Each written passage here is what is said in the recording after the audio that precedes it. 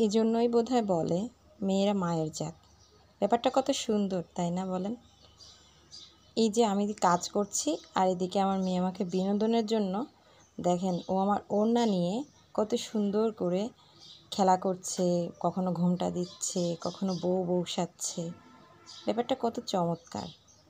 আমি কিন্তু সেলাই মেশিনে কাজ করছিলাম, তো আর আমার ম্যাচিং ড্রেস তৈরি করছিলাম, আর ও এই ফাঁকে আমার ওড়নাটা নিয়ে মজা করে খেলা করছিল।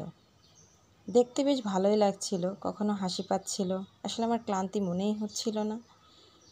তো আমি যখন কাজ করি ও আমাকে ঠিক এভাবেই ব্যস্ত রাখে। মানে আমার কাজ তো করতেই হয়, সাথে ওরটাও দেখতে হয়। কি চমৎকার! ও শাড়ি নিয়ে মডেলিং করছে।